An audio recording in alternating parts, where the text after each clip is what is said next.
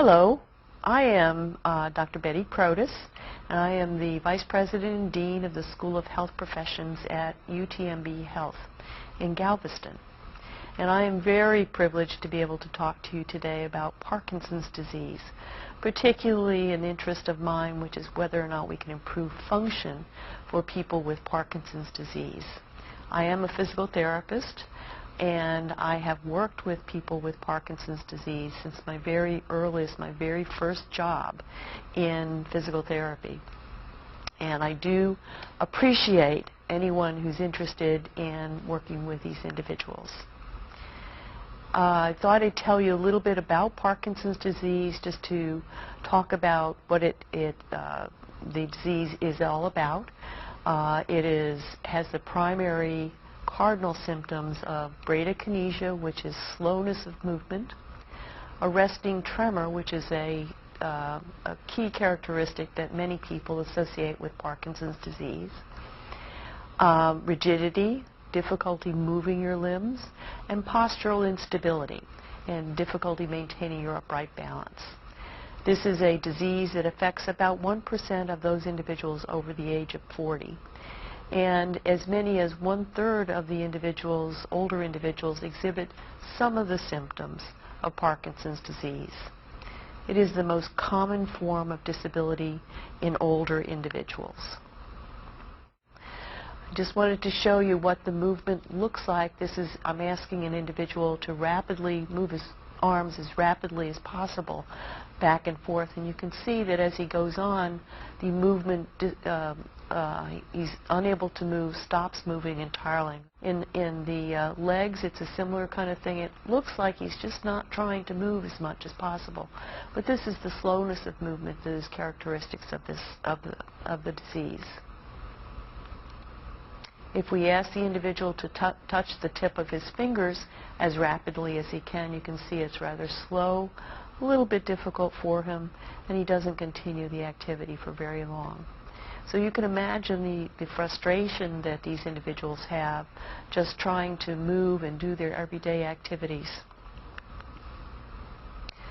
One of the interesting things about Parkinson's disease is that there is a very long period of time prior to diagnosis of the condition, so that individuals will notice maybe something wrong or some difficulty sleeping or losing their sense of smell, but they don't know exactly what might be wrong with them. So they have these non-specific problems for sometimes years before the diagnosis is made. Once the diagnosis is made, then the individuals and their families can learn more about the condition and begin doing as much as they can about the condition. The Parkinson's disease is related to a loss of a neurotransmitter in the brain, and this is showing PET scans of an individual over a 2-year period. You can see what the normal individual looks like, and the brightness shows the amount of the neurotransmitter dopamine. And you can see with the individual with Parkinson's disease, there's less of this brightness, this showing the dopamine in the brain. And then it becomes even less over a 2-year period. So gradually the dopamine is lost, and this does impact the ability of the individual to move. Dopamine is related to the fluidity of the movement and how we coordinate ourselves. So you can see what would happen if we lose this in the middle of the brain. Some of the information we do know is that if we look at individuals who are diagnosed, in about the middle of these charts are the point where individuals are diagnosed, you can see that the amount of physical activity, at least for men, and that the one chart is on men, that they have less physical activity way before they have any symptoms of Parkinson's disease. And because of this, many people think that the amount of physical activity that people have early in life does influence your risk for Parkinson's disease. So if individuals are very active, then they are less susceptible to eventually obtaining the disease. And once they're diagnosed, the amount of physical activity just declines very rapidly compared to someone of a similar age. And for the women, the association between early life physical activity is not quite as clear, although they show the same changes after diagnosis in their physical activity. And this is a problem because the decline in physical activity influences the amount of function and generally increases the problems that they have over time. So we can say that physical activity early in life does decrease the risk of men eventually developing Parkinson's disease. However, the same relationship is not seen with women. So with the treatment of Parkinson's disease, the primary treatment is an anti-Parkinsonian medications, the most common of which is Sinemet, or a combination of the drugs carbidopa and levodopa. These are the most common drugs given to individuals with Parkinson's disease. A problem that we have is that the medications lose their effectiveness after about 5 years, so that they might be very effective for a short period of time, but then the individual begins to experience more functional decline again. And these medications also have some serious side effects, such as dyskinesias. These are movement disorders, so that the individual would have strange movements of their head and arms and limbs. So it's almost the reverse of the bradykinesia, where you get an excess of movement. And it's kind of a sad side effect of the medications, and there are a number of others that individuals have to put up with. Generally, we see that walking or gait and function become impaired regardless of the medications the individual is on. And the postural instability and impaired riding reflexes increases the susceptibility of the individual for falls. So we worry about the risk for falls and the risk for injuries. Why is it important that we know something about Parkinson's disease? Well, first of all, there are over 1 million people who have Parkinson's disease in the United States. It is, as I've mentioned, the second most common neurodegenerative disorder, second only to Alzheimer's disease. It's expected to double in the next 10 years, so we're expecting a really major increase in the number of individuals who have Parkinson's disease, primarily because our population is aging. So we will see more individuals having this condition. Another intervention is a surgical intervention called deep brain stimulation that does address some of the symptoms, but not all of the symptoms. And there is still no treatment that slows the disease progression. So we still see that the disease will continue to progress as the individual ages. And another important characteristic is that most of these individuals will live 20 to 30 years with the disease. So despite the fact that they have a chronic neurodegenerative disease, they still need a great deal of support and help to help them improve their quality of life during that long period of time. And for the gait difficulties that individuals with Parkinson's have, it is quite considerable. They have difficulty initiating movements. They have what's called and described as slow, festinating movements, very repeated, rapid kind of movements. They have a decrease in their stride and their step length, so they're taking small steps. And eventually, many people experience motor blocks or freezing, where their feet literally stick to the floor and they're unable to take a step. And just to show you this as an example, this is an individual who is off his anti-Parkinsonian medication, His steps aren't particularly short. However, you can see right there, his feet are literally glued to the floor. He's unable to move his foot in order to complete turning around. And then almost falls. And he supported himself and is supported by the physical therapist. Then he starts walking again. He's going fine. And then you can see again, he stops. He freezes again. So you can imagine how difficult this is for any individual. I had one of our subjects one day was crossing a very busy street in Houston, and he froze right in the middle of the street. Luckily, one of our physical therapy faculty members was right behind him, saw the difficulty he was in, and helped him continue crossing the street. But it was a terrible situation, and the individual simply could not move. So we'll talk about some strategies for improving function in individuals with Parkinson's disease. And I've selected a few because I think a number of both caregivers and family members can implement some of these strategies and help the individuals in their daily lives. So we'll look at cueing strategies, somatosensory cueing, opportunities for improving and changing flexibility in these individuals. Again, with the rigidity, many of these individuals lose range of movement. We'll look at opportunities for strengthening and functional training.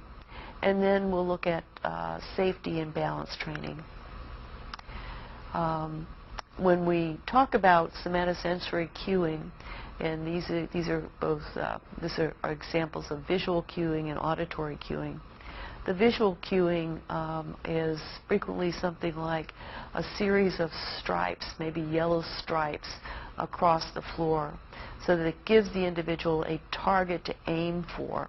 And it's usually, these stripes can be placed at intervals of 40% of the individual's height, so that they can aim for this. And what does that do? Well, what the visual cueing does is allow the individual to take a longer step and a more normal step. So it's easier for them, rather than taking these short, small steps, they will take more normal steps, and it does improve their ability to walk. With the auditory cueing, that can be something like a metronome, or even headphones and a pre-recorded tune that the individual likes, or pre-recorded rhythm that's set a little bit faster than what the individual ordinarily walks. And what this can do is this increases the walking speed. Many of these people walk very slowly, as you saw in our video previously. And the auditory cueing brings up the speed which these individuals are walking. And in fact, these auditory cues can bring them back up to just a normal, regular walking speed. So these strategies are well defined and easy to use. I wanted to mention also with the visual cues, once the individual is used to using these kinds of cues, we also use portable laser pointers that can be hung around an individual's neck and provide visual cueing wherever the individual is. So our gentleman who was stuck in the middle of the street can in fact cue himself to take a step if he has visual cues such as a laser pointer with him.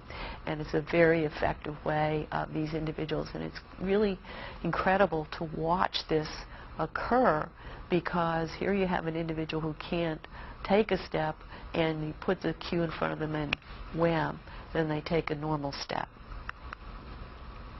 Cueing can also be used to improve their riding. Individuals with Parkinson's disease, because of the bradykinesia and rigidity of their limbs, have a great deal of difficulty riding.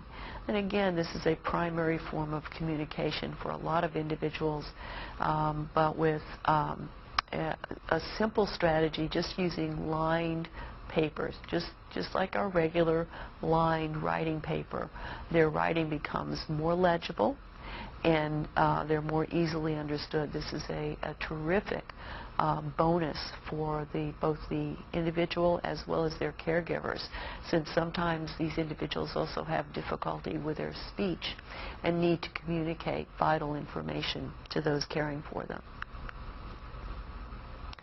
So let's talk about some different kinds of exercise types for flexibility, for exercise that would be targeting cardiovascular endurance and or aerobic conditioning, for exercise that targets musculoskeletal strengthening and muscle endurance, as well as functional performance. And you see our lady here, although very few of us would want to do handstands like this, I think she's just doing a great job. So with the flexibility kind of exercises, we generally emphasize all movements, and particularly movements around the neck and shoulders and hip, because these become restricted very early in the course of the disease, and individuals need to have free movement of the neck and shoulders just for their ordinary functioning. And then later on, both the trunk and the hips become much more restricted in their movements. And one of the interesting things about this is not just a foregone conclusion that these individuals will lose movement within these extremities and within their trunk, but it seems to be along the principle of use it or lose it. So that if they become conditioned to not moving as broadly as they could, then they do tend to lose the range of movement in these areas. And simply focusing a few minutes a day on some very easy movement exercises tends to help individuals and improves their function. Particularly the trunk movement helps individuals moving up and getting in and out of bed, standing from the chair, and helps them dress. Many times we use, if we're working with a group, we'll use seated flexibility exercises again. If we're focusing on the neck and shoulders and trunk, individuals can be comfortably seated, they're safe, we don't have to worry about them falling. We use a variety of in this picture we're showing using balls just to help individuals move, but we can also use PVC piping because a lot of people don't have the same movement in both upper extremities, so that they can use both arms on a PVC pipe to increase their movement and the range that they're moving in as they're working with a class. The cardiovascular endurance and aerobics, there's a whole bunch of choices that people can make depending on what options they have available to them. Treadmills, cycles, elliptical trainers, steppers, whatever the individual has access to can be used to increase their cardiovascular endurance and just the amount of exercise capacity the individuals have. You can imagine if you're going to sit for 5 or 10 years that your exercise capacity, your energy level will decline, and these individuals can use any of these kinds of activities. Sometimes I recommend the cycling simply because, again, it's seated and safe. You can get the same outcomes. But some of our folks really enjoy the treadmill and being up, and as long as they're safe and they're not in danger of falling, treadmill can be lots of fun for these individuals and be very challenging. So one of the characteristics is that we do want to have these activities to be a bit challenging, not so that they can't do it, but just so that they continue to progress a little bit. It can start out very easy, doesn't have to be, but a few minutes at a time, resting and then progressing on to longer periods of time. And people can build up. We've got a group class right now where some individuals are exercising continuously for 50 minutes during the class and some very challenging kinds of activities. So we know it's very possible regardless of the initial capacity of the individual. It just has to be very slow and progressed. Okay, what about other kinds of activities that are fun? And these are what I call multimodal or other exercise kinds of things. One, of course, is I'll put a pitch in for physical therapy that there are times when these individuals should see a qualified physical therapist as either as a consultant or to talk about and see how they're moving and maybe making some recommendations about the kind of activities they're doing. But there are lots of other kinds of things that are being promoted now. Dancing is one. These two cartoons are dancing. They're not boxing. But the dancing has the advantages of you can work with a partner so that even individuals who have serious balance problems can work and move around in a safe kind of activity, and this is lots of fun depending on what the individual likes to do or what they like to do with other folks. It can be done in a group, really a very, very exciting way to maintain your physical activity. A number of our folks like Tai Chi, primarily because it challenges their balance. It challenges their ability to shift their weight from limb to limb and to move around in space. And if that's what people like, and that's what they will continue to do. Qigong is another kind of martial art that a number of our folks enjoy. Some people are pursuing a tandem bicycle that are available now commercially. And what these bicycles do, I guess shouldn't say tandem bicycle, but it was developed because of a observation of a tandem bicyclist that if an individual's the rate that they're cycling can be challenged, that they seem to get more out of any kind of exercise and cycling activity. So there's a commercially available cycle that does set the pace a little bit more than what the individual would do themselves, and apparently is beneficial. And finally, if you go on the internet, there are groups that are promoting boxing for the same reason. Challenges upright balance, makes you move around. If all you're doing is punching a punching bag, that's great, but it is a challenging activity. I think the point of this is that a whole variety of activities can accomplish the same ends, which is improving an individual's balance, improving their walking, improving their ability to move around in their environment. So it doesn't have to be restricted to one type of activity, and some people in fact like to vary their activity just to keep themselves motivated and interested and excited about what they're doing. With our strengthening activities, we have the same kinds of options. Again, I'm going to tell you that there are lots of ways of strengthening muscle activities, and these are isometric, isotonic, isokinetic, concentric, eccentric, and progressive resistive exercise, and even exercise that will improve muscular power.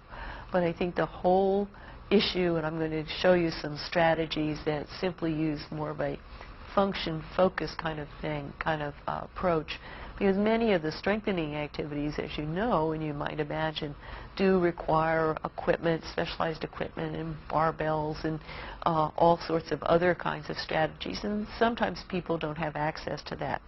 So we have pursued what we call a function-focused kinds of activities. Then these can increase strength just as much as using weights and machines can, because we kind of say, well, you're using body weight as the resistance, and you can see with the ladies that just doing squats can increase the strength of your legs. We've got individual. I'm just showing a whole bunch of different ways of doing different kinds of functions.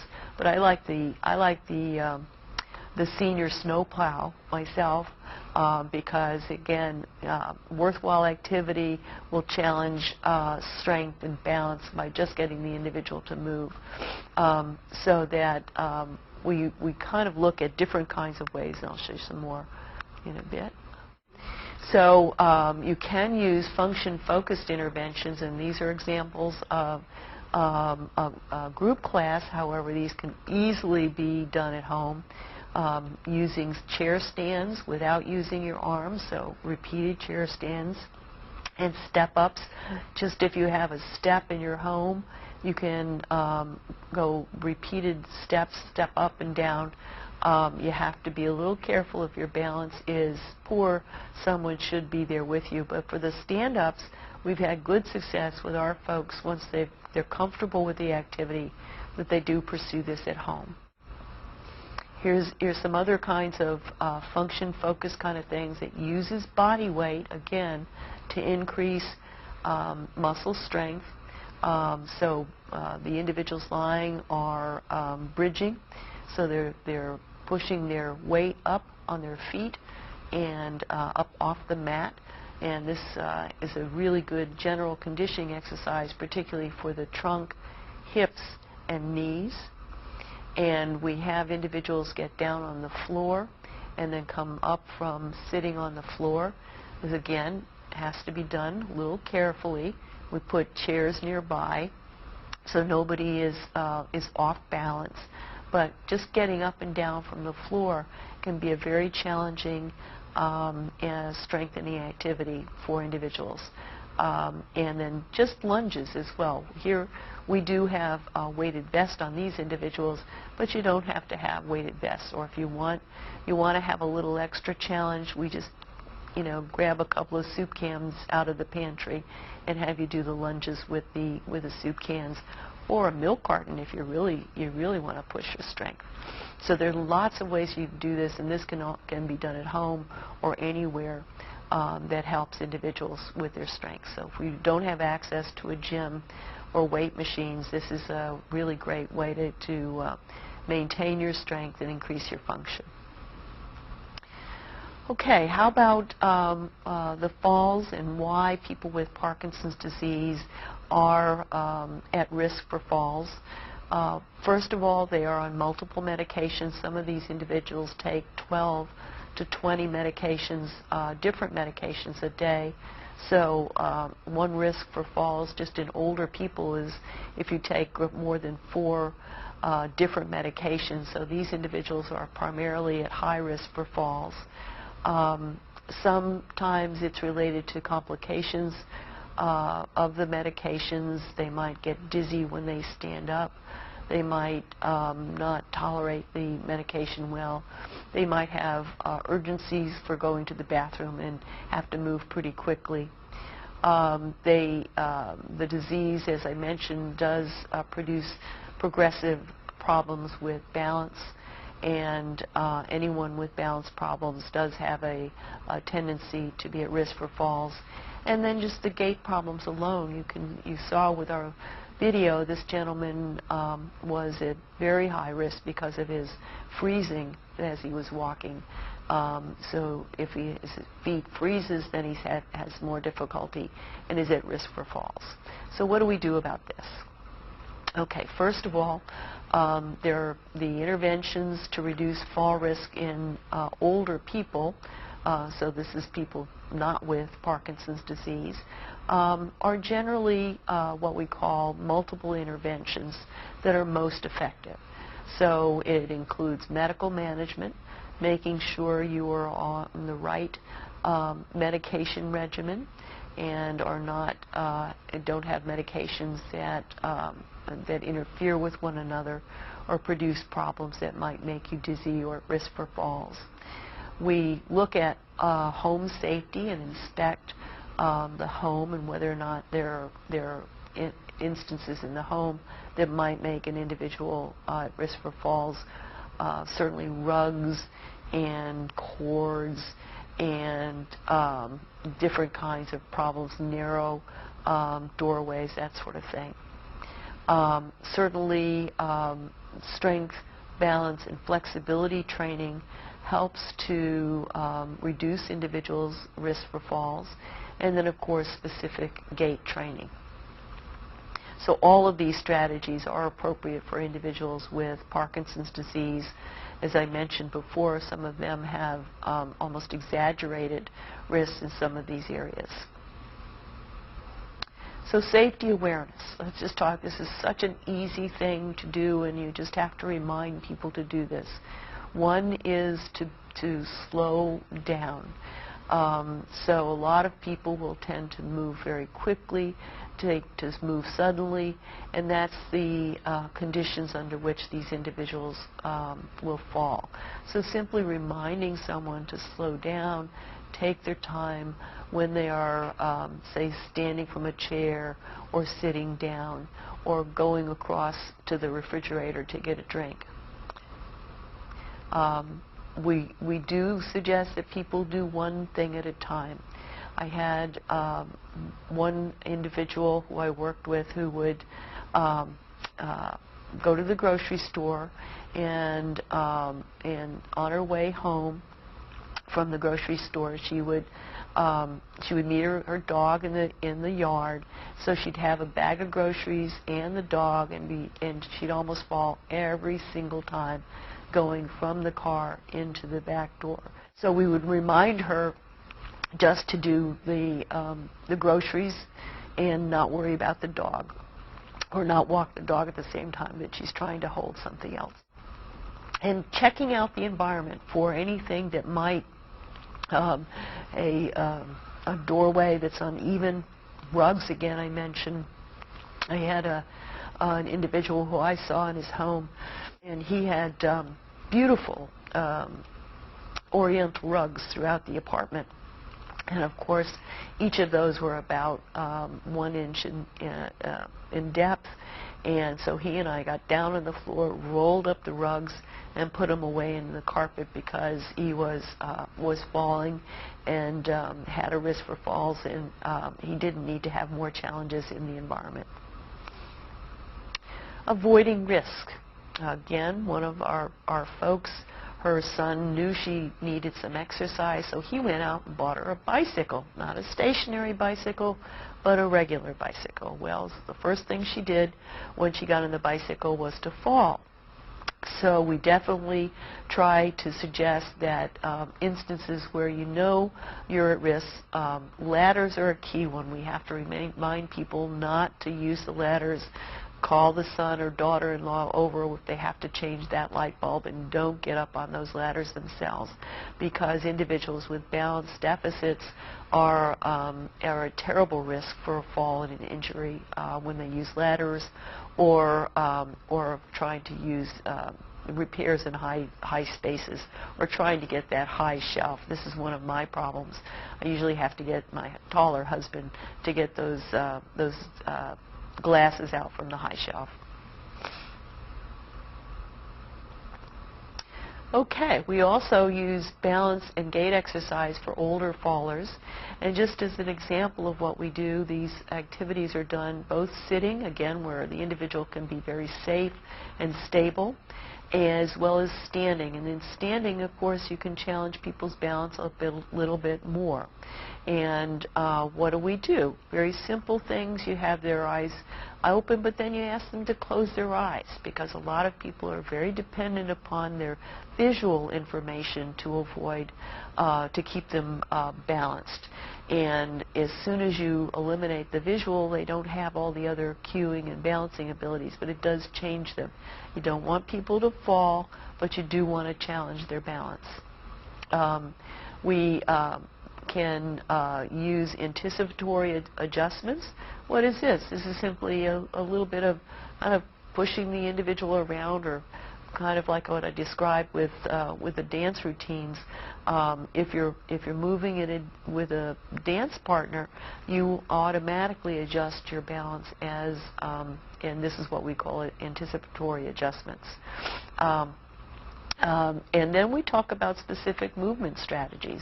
Again, trying to focus on a single movement at a time, rather than trying to do complex movements all at once, and try and get people to change some of the patterns of behavior they've learned throughout a lifetime, but then need to change that pattern to reduce their risk for fall and improve their balance. With Gait, we use all sorts of changing the pace. So move slow, slow, slow, slow, usual, then move up to fast and usual, and then sudden stopping, sudden turning. We use obstacles as well as obstructions, just again to practice what they would do and how they would do it in a safer environment, a safer context. But then these kinds of challenges also improve people's ability to walk. With the balancing exercises, sometimes this does require supervision or another individual. Again, we put them on unstable surfaces at home. If I'm seeing an individual in their home, I frequently just use the couch pillows underneath their feet. It's a very simple thing to do, or the bed pillows will do. Just a surface that challenges them, doesn't allow them just to stand there and not move and respond to changes. So we use both firm and unstable surfaces, and we try and get the individual to do a variety of activities under these conditions, such as leaning forward, leaning backward, leaning sideways. Backward tends to be a little bit of a challenge for individuals with Parkinson's disease, because many times that's where they will fall. What do we do at home? We just have them hold on to the counter in the kitchen, or to a chair if that's a better height for them.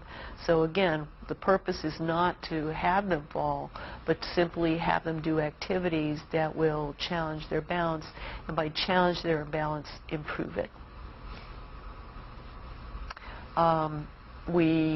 With Parkinson's disease, we also use the base of support. So we will, all of us, if we want to be real stable, what do? You put your feet further apart. So we have them put their feet together, a narrow base of support. Then we try both double and single limb stance. A lot of people, not just with Parkinson's disease, but older people, have difficulty just standing on one leg or another solely. Again, the purpose is just to challenge their balance, and this is a very challenging kind of thing. And then we do any sort of dynamic movements as well, rapid stepping in place, moving sideways, moving forward and backward, but again, while they're holding on to something. With gait training, we tell individuals to turn their head, or we will have them walk while they're carrying objects or bouncing a ball. Have them do tandem walks with one foot in front of another, as well as using obstacle courses. This is a very effective way, again, of making it more challenging, more difficult to do. Okay, and we also need to be very aware of other kinds of factors that influence any kind of physical activity or exercise outcomes for these individuals. Certainly the severity of the condition is important to take into consideration, so that those individuals who are early on in their condition can do a lot more than, say, someone who has had the disease for many years and has a more severe form of the disease. Many of these people are at high risk for depression, and anyone who has a depression is less likely to engage in physical activity and exercise and be more mobile and to try and improve their function. Some of these individuals may also have some cognitive impairment, and cognitive impairment may also interfere with what they're able to do with physical activities. So we simply use a more simple routine.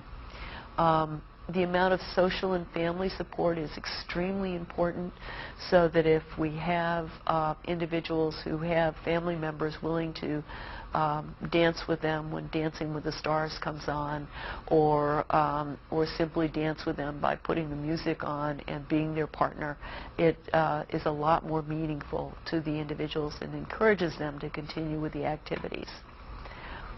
Many of these individuals have serious sleeping deficits, so they have difficulty sleeping, and you can imagine over the long term the impact that this has on their ability to function, on their just how they feel about themselves. So sleeping difficulties can again influence the outcomes that we see with physical activity and exercise.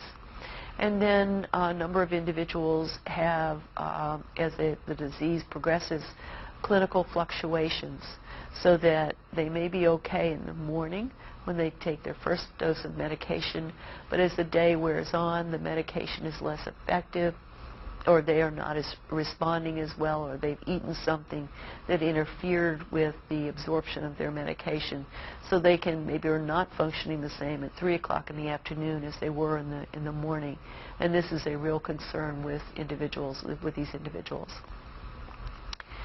So just to summarize, function is very malleable and can certainly be improved regardless of the initial involvement of any individual, and that visual and auditory cues can improve gait as much as medication. So we've seen information on these individuals that particularly with the auditory cues, you can increase the gait speed up to a normal walking speed. So it's an important strategy to pursue. For a lot of kinds of things, we recommend task-specific kinds of problems. So if the individual is primarily having problem with reduced range of motion, then obviously we would focus on flexibility kind of strategies. With the strengthening kind of activities, we do follow and recommend a function-focused strategy that can be done anywhere, that most people can do. And of course to focus on walking or balance if that's where the primary problems are. What we see a lot in these individuals is they need a little bit of everything, so that they need routines that will improve their range of movement. They need routines that will increase their strength. They need to think about improving their walking as well as improving their balance. So generally we have kind of a multiple focus with the activities, but we generally tell people that if you want to increase your balance capacity, then you need to challenge your balance and practice balancing kind of activities, as opposed to just doing flexibility activities and hoping that will improve your balance. So this is what I mean by the task specificity. But again, all of this can be kept in mind. And I want to thank you for your interest in individuals with Parkinson's disease. These are individuals who can greatly benefit by a whole variety of strategies, and they require, even if it's just encouragement, and that's an atta-girl and an atta-boy from the folks around them. It's important for them to be encouraged to try different kinds of activities, and I particularly like the picture of Pope John Paul walking in the Alps. When we saw him as his disease progressed, he just looked so frail and fragile. But look at this picture. He's smiling, obviously having a good time. So I think you can improve the quality of life of individuals with Parkinson's disease with just some very simple strategies. So give it a try. Thank you.